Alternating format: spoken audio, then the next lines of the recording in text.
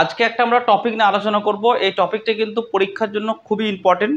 এবং বলে রাখি 2016 সালের এসএলএসটি যে এক্সামটা হয়েছিল এখান থেকে কিন্তু কোশ্চেন এসেছিল, এবং এই টপিক থেকে কিন্তু ম্যাক্সিমাম কোশ্চেন প্রত্যেক পরীক্ষাতে কিন্তু আসে। আজকে টপিকের নাম কি আমরা দেখে নেব, শোর এবং ল্যান্ড। চলুন এটা আমরা একটু ধাপে ধাপে বুঝে নেবো, ঠিক আছে। প্রথমে আমরা কি দেখে নেবো, একটা ছবি আঁকবো, ঠিক আছে। সেই ছবিতে এইভাবে আমাকে প্রথমে একটা ছবি এঁকে নিতে হবে, ঠিক আছে। প্রথমে আমরা একটা কি টেনে নেবো, বেস লেভেল বা ডাটাম প্লেন। বেস লেভেল বা ডাটাম প্লেন কি এখান থেকে সমুদ্রের বিভিন্ন উচ্চতাকে মাপ হয়, ওকে। তাহলে আমরা এই টোটাল ভিডিওটা কতকগুলো সেটে কিন্তু পড়বো আস্তে আস্তে করে, ঠিক আছে। 1 নম্বর সেট 1 চলুন শিখে নিই। প্রথমে ল্যান্ড কাকে বলবো, সি কাকে বলবো, ঠিক আছে। এই যে বেস লাইনটা আমরা দেখতে পাচ্ছি, এই যে বেস লাইন, এই বেস লাইনের উপর দিকে টোটালটাকে আমরা কি বলবো, ল্যান্ড। অর্থাৎ এটা যদি আমি বেস লাইন ধরি, ঠিক আছে, এর উপর দিকটা টোটালটা কি হবে, ল্যান্ড, ওকে। আর বেস লাইনের নিচের দিকটা কি হবে, এই টোটালটা কি হবে, সি। তাহলে আমরা 1 নম্বরে কি দেখে নিলাম, ল্যান্ড কাকে বলে দেখে নিলাম, সি কাকে বলে আমরা কিন্তু দেখে নিলাম, ওকে। সেট 2, সেট 2 আমরা কি দেখব, আমরা জানি জোয়ার ভাটা দিনে কবার হয়, জোয়ার ভাটা দিনে দুবার হয়, তাই তো। এবার জোয়ারের জল যতটা উঁচু পর্যন্ত, মানে যতটা সর্বোচ্চ উঁচু পর্যন্ত জোয়ারের জল যাবে, সেই উচ্চতাকে কি বলা হয়, সেই উচ্চতাটাকে বলা হয় এভারেজ অর্ডিনারি হাই টাইড। তাহলে এই যে রেখাটা, এই রেখাটাকে আমরা কি বলবো, এভারেজ অর্ডিনারি হাই টাইড। অর্থাৎ এই রেখা বরাবর জোয়ারের জল সর্বোচ্চ উচ্চতা পর্যন্ত গেছে। ঠিক এর বিপরীত রেখাকে আমরা কি বলবো, ভাটার সময় যতটা উচ্চতা পর্যন্ত নিচে পর্যন্ত জল নামবে সেটাকে আমরা কি বলবো, সেই রেখাটাকে আমরা বলবো এভারেজ অর্ডিনারি লো টাইড, ওকে। তাহলে আমরাই বলুন তো, এই এভারেজ অর্ডিনারি হাই টাইড আর এভারেজ অর্ডিনারি লো টাইড কবার হবে, দুবার, তাই তো। কেন, কারণ হচ্ছে দিনে দুবার জোয়ার আর ভাটা হয়। তাহলে এই দুটো লাইন সম্পর্কে আমরা কিন্তু জেনে নিলাম, ওকে। সেট 3, সেট 3তে আমরা কি দেখব, আমাদের স্প্রিং টাইড, মানে যেটাকে আমরা বলি মুখ্য জোয়ার। স্প্রিং টাইড বছরে কবার হয়, বছরে দুবার হয়। এবার স্প্রিং টাইড হওয়ার সময় সর্বোচ্চ যতটা উচ্চতা পর্যন্ত জল যাবে সেই উচ্চতাটাকে আমরা কি বলবো, high water level of spring tide, okay. আর সব থেকে কম যতটা নিচে পর্যন্ত জল নামবে সেটাকে আমরা কি বলবো, low water level of spring tide. তাহলে বলুন তো এই দুটো রেখা বছরে কবার পাবো, অবশ্যই দুবার। কারণ কি, যেহেতু আমাদের স্প্রিং টাইড বছরে দুবার হয়। তাহলে আমরা এই পরপর 3টে সেট কিন্তু বুঝে নিলাম। এরপর হচ্ছে আমাদের আসল স্টাডিতে আমরা ঢুকবো। আচ্ছা আমরাই বলুন তো, আমরা যদি কোনো সমুদ্র সৈকতে বেড়াতে যান, তাহলে আমরা সমুদ্রের যে ঢেউ আসবে সেটাকে উপভোগ করার জন্য এই 4টে লাইনের মধ্যে আমরা কোথায় দাঁড়াবেন, high water level of spring টাইডে দাঁড়াবেন, না এভারেজ অর্ডিনারি হাই টাইডে দাঁড়াবেন, না বেস লেভেলে দাঁড়াবেন, না এভারেজ অর্ডিনারি লো টাইড যে রেখাটা যে সেখানে দাঁড়াবেন, না লো ওয়াটার লেভেল অফ স্প্রিং টাইডে দাঁড়াবেন, ঠিক আছে। আচ্ছা বলুন তো আপনারা একটু কমেন্ট করে, ঠিক আছে। চলুন আমি বলে দিই, কেউ যদি সত্যিকারে সমুদ্রের সৈকতে দাঁড়াতে চায়, তাহলে কেউ যদি এখানে দাঁড়ায় high water level of spring tide, তাহলে এখানে বছরে কবার জল আসবে, দুবার, তাই তো। কবে আসবে তার কিন্তু ঠিক নেই। তাই এখানে দাঁড়ালে কিন্তু আপনি পুরোপুরি সমুদ্রটাকে ভালো করে উপভোগ করতে পারবেন না, তাই তো। আচ্ছা তাহলে এই লাইনে কিন্তু আপনি দাঁড়াবেন না। আচ্ছা এখানে যদি আপনি দাঁড়ান এভারেজ অর্ডিনারি হাই টাইড, তাহলে কি হবে, এখানে দিনে দুবার জল আসে, তাই এখানে কিন্তু আপনি দাঁড়ালে পুরোপুরি সমুদ্রটাকে বা সমুদ্র সৈকত বা সমুদ্রের ঢেউ সেটা কিন্তু উপভোগ করতে পারবেন, ঠিক আছে। এবার এই বেস লেভেলে কেউ যদি দাঁড়ায়, সে কিন্তু বেস লেভেলে দাঁড়াতে পারে, কিন্তু সে দাঁড়ানোটা কিন্তু একেবারে নিরাপদ হবে না। তার কারণ কি, কখন যে জোয়ারের জল আসবে সে জানে না। তাই এখানে কিন্তু দাঁড়ালে কিন্তু তার সমূহ বিপদ অপেক্ষা করছে, তাই তো। আর কেউ বিপদ মাথায় নিয়ে সমুদ্র সৈকতে ঢেউ দেখবে, সেটা তো ঠিক নয়। আচ্ছা কেউ যদি এভারেজ অর্ডিনারি লো টাইড, এখানে তো দাঁড়ানোই যাবে না, কারণ হচ্ছে এই দিকটা কী হচ্ছে, সি আছে। আচ্ছা low water level of spring tide, এখানেও কিন্তু আমরা কেউ দাঁড়াতে পারবেন না।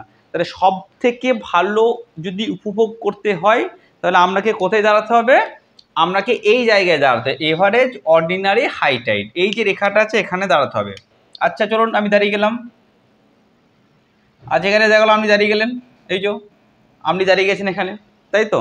আচ্ছা এবার বলুন তো, আপনি যখন এখানে দাঁড়াবেন তখন মুখটা আমরা কোন দিকে থাকবে, এই দিকে থাকবে না এই দিকে থাকবে? অবশ্যই সামনে যেহেতু সমুদ্রের ঢেউ, তা আমরা মুখটা কি থাকবে, সামনের দিকে থাকবে, তাই তো? ঠিক বলছি? অবশ্যই আপনার মুখটা কিন্তু সামনের দিকে থাকবে। আর তাহলে এবার বলুন, আর আপনার পিছন কোন দিক হবে, এই দিকটা। তাই যেহেতু আমরা সামনের দিক যেটা থাকবে, আমরা সামনের দিকে কি বলি, ফোর, FORE, ফোর সাইড, পিছন থেকে ব্যাক সাইড বলি। তাহলে আমরা কি দেখব, এই যে এভারেজ অর্ডিনারি হাই টাইড থেকে এই যে low water level of spring tide, এই টোটাল যে দূরত্বটা দেখুন ভালো করে, এই টোটাল দূরত্বটা, ঠিক আছে, এই টোটাল দূরত্বটা মানে এই যে টোটাল যে দূরত্বটা আছে, এই টোটাল মানে এখান থেকে আরম্ভ করে এই অবধি, এখান থেকে আরম্ভ করে এই অবধি, এই টোটাল দূরত্বকে আমরা কি বলবো, যেহেতু আমাদের সামনের দিকে থাকছে তাই এটাকে আমরা কি বলবো, ফোরশোর। যেহেতু সামনের দিকে থাকছে এটাকে আমরা কি বলবো, ফোরশোর। তাহলে আমরা শিখে গেলাম ফোরশোর এর ডিস্টেন্স কতটা। আচ্ছা এবার দেখুন আমাদের পিছনে কোনটা থাকছে, এখান থেকে এভারেজ অর্ডিনারি হাই টাইড থেকে high water level of spring tide, এইটুকু ডিস্টেন্সকে আমরা কি বলবো, এটুকু আমরা বলবো ব্যাক শোর। ওকে, তাহলে ফোরশোর কোনটা পেয়ে গেলাম, দেখুন চলুন আমরা দেখিনি একটু। এইটা হচ্ছে আমাদের ফোরশোর, এইটু হচ্ছে আমাদের ব্যাক শোর। ওকে, দুটো পেয়ে গেলাম। এরপরে পড়ে থাকলো আরও দুটো, একটা হচ্ছে অফশোর। অফশোর আমরা কাকে বলবো, এই low water level of spring tide, অর্থাৎ স্প্রিং টাইডের সর্বনিম্ন যত জল পর্যন্ত নেমে যায় সেখান থেকে বাকি যে সমুদ্রের দিকটা থাকবে, বাকি যে দিকটা থাকবে সেটাকে আমরা কি বলবো, অফশোর। বুঝতে পারলাম। আর এই high water level of spring tide থেকে এই যে স্থলভাগের বাকি যে অংশটা থাকবে, পিছন থেকে যে বাকি অংশ থাকবে সেটাকে আমরা কি বলবো, অনশোর। তাহলে আমরা শোর কটা পেলাম, চারটে, একটা সামনের দিকে ফোরশোর, আচ্ছা পিছন দিকে ব্যাকশোর, তাই তো। আর একেবারে low water level of spring tide থেকে সমুদ্রের সামনের দিকটা আমরা কি বললাম, অফশোর। আর high water level of spring tide থেকে একেবারে পিছন দিকটা আমরা কি বললাম, অনশোর। শোর চারটে পেয়ে গেলাম, আশা করছি বোঝা গেছে। এরপরে চলে আসুন সেট 5। এই সেট 5-এ আবার শোরকে 3 ভাগে ভাগ করছে, একটা হচ্ছে আপার শোর, মিডিল শোর, লোয়ার শোর। চলুন দেখে নিই আপার শোর আমরা কাকে বলবো। দেখুন আপার শোরটা খুব সোজা, এই high water level of spring tide থেকে এভারেজ অর্ডিনারি হাই টাইড, এইটু অংশ, এই যে অংশটা, এই অংশটাকে আমরা কি বলবো, এই অংশটাকে আমরা বলবো আপার শোর। ওকে, আপার শোর আমরা পেয়ে গেলাম। তারপরে চলে আসবো মিডিল শোর। মিডিল শোর কাকে বলবো, এইটুকু অংশ, এই দুটো এভারেজ অর্ডিনারি হাই টাইড থেকে এভারেজ অর্ডিনারি লো টাইড, এই যে ডিস্টেন্সটা এটাকে আমরা কি বলবো, এটাকে বলবো মিডিল শোর। কেন মিডিল, মাঝখানে আছে। আচ্ছা, আর লোয়ার শোর কাকে বলবো, এভারেজ অর্ডিনারি লো টাইড থেকে low water level of spring tide, এই যে ডিস্টেন্সটা আছে এটাকে আমরা কি বলবো, লোয়ার শোর। ঠিক আছে, তাহলে এখানে শোরকে কয় ভাগে ভাগ করলাম, 3 ভাগে। একটা হচ্ছে আপার শোর পেয়ে গেলাম, এইটু হচ্ছে আপার শোর, এইটা হচ্ছে মিডিল শোর, এটা হচ্ছে লোয়ার শোর। ওকে, আচ্ছা আগে আমরা কি পেয়ে গেছিলাম, আগে পেয়ে গেছিলাম আমরা এখান থেকে এই অবধি পেয়েছিলাম ফোরশোর, এখান থেকে এই অবধি ব্যাকশোর, এখান থেকে এই অবধি অফশোর, আর এখান থেকে এই অবধি হচ্ছে অনশোর। তাহলে আশা করি সেট 4 সেট 5 আমরা বুঝতে পেরে গেলেন। সেট 6 বিচ, মানে কি, আমরা দেখবেন বিদেশে বিশেষ করে দেখতে পাওয়া যায়, ওরা কিন্তু বিচে দেখবেন সুন্দর করে শুয়ে চশমা লাগিয়ে সূর্যের আলো উপভোগ করে, যেটাকে আমরা সৈকত, তাই তো, সুন্দর করে করে। এবার বিচ, এই যে বিচ যেটা আছে এর ডিস্টেন্স কতটা সেটা আমাকে শিখে নিতে হবে আজকে। ঠিক আছে, বিচ এদিকে দেখুন, high water level of spring tide, অর্থাৎ স্প্রিং টাইডের সময় যতটা উচ্চতা পর্যন্ত জল যায় সেখান থেকে low water level of spring টাইডের সময় যতটা নিচে পর্যন্ত জল আসে এই টোটাল ডিস্টেন্সটাকে আমরা কি বলবো, বিচ, BEACH। ঠিক আছে, এই বিচেই কিন্তু সিনেমার নায়ক নায়িকাগুলো আনন্দ উপভোগ করে, আমরাও কিন্তু অনেকে বিচে খেলা করে বেড়ান। ঠিক আছে, আশা করছি বিচের ডিস্টেন্স কিন্তু আপনারা বুঝতে পেরে গেছেন। আচ্ছা, এরপর আমরা সেট 7-এ কি শিখবো? সেট 7-এ শিখবো এই অফশোর আছে, এই অফশোরের কিন্তু একটা আলাদা নাম আছে, এই আলাদা নামটা একটু দেখে নেবো আমরা। এই অফশোরের নাম হচ্ছে কি সাবলিটোরাল ফ্রিঞ্জ। কি নাম? সাবলিটোরাল ফ্রিঞ্জ। আর একটা শিখে নেবো একেবারে যে অনশোর আছে, এই অনশোর একটা নাম আছে স্প্লাশ জোন। স্প্লাশ জোন, তাহলে দুটো নাম আমরা শিখে গেলাম। এরপরে পরীক্ষায় যে কোশ্চেনটা খুব পরীক্ষায় পড়ে, আচ্ছা এই যে আমরা শোরগুলো শিখলাম, আমরা বলুন তো কোন শোরটা সব সময় সর্বদা সমুদ্রের জলে ডুবে থাকবে? পরীক্ষায় কিন্তু এই কোশ্চেনটা প্রায় আসে। দেখুন তো এই যে অফশোর আছে, এই অফশোরটা কী হবে? সব সময় কিন্তু সমুদ্রের জলে সম্পূর্ণ ডুবে থাকবে। এই অফশোরটা সম্পূর্ণ সমুদ্রের জলে কিন্তু ডুবে থাকবে। আচ্ছা, আবার একটা কোশ্চেন আছে, কোন শোর জোয়ার ভাটার জল দ্বারা প্রভাবিত হয়? উত্তর কী হবে?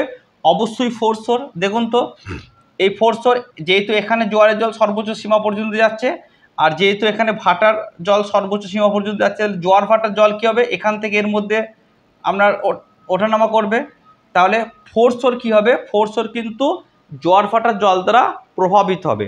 আর একটা কোশ্চেন পড়ে ঝটিকা তরঙ্গ। ঝটিকা তরঙ্গ কাকে বলবো? যখন বড় বড় তরঙ্গ হবে সেটাকে আমরা বলবো ঝটিকা তরঙ্গ। আর বড় বড় তরঙ্গ মেনলি কখন সৃষ্টি হয়? স্প্রিং টাইডের সময়। তাই স্প্রিং টাইডের সময় ঝটিকা তরঙ্গ দ্বারা কোন শোর প্রভাবিত হবে? উত্তর অবশ্যই কী হবে?